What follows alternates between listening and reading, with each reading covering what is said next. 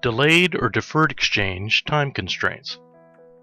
There are only a few rules which are critical to making your exchange qualify, and one of the most significant is the allowance of time in which you have available to complete a delayed or deferred exchange. So here are the two time-sensitive rules you need to remember. Okay, first important time rule. You have a total of 180 days in which to sell your relinquished or exchange property and actually buy and close on your replacement property or properties. That is called the exchange period. Also, if you buy more than one, make sure the last one you close is still within that 180-day window, or it won't qualify. Now often, you'll hear a qualifier or a caveat regarding the 180-day exchange period, which can be very important. And that is this: you actually have 180 days, or whenever your tax return is due, which comes first. So what does that mean?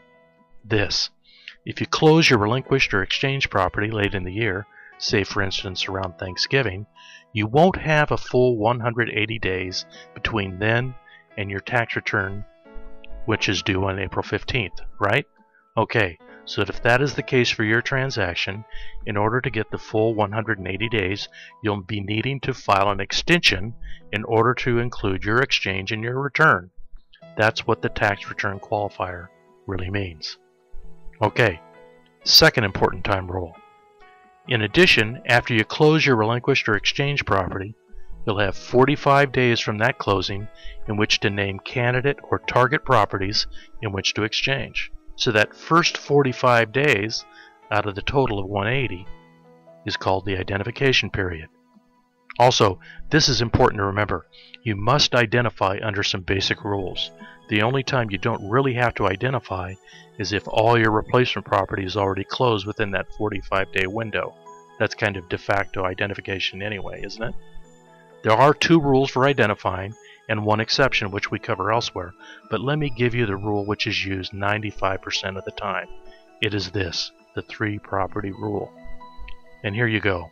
You can name or identify any three properties of any value, but your identification must be in writing and it must be transmitted or postmarked within that 45-day period. Now you can use our online identification tool in the client portal if you prefer. It simply handles the transmission aspect electronically and the signatures are digital.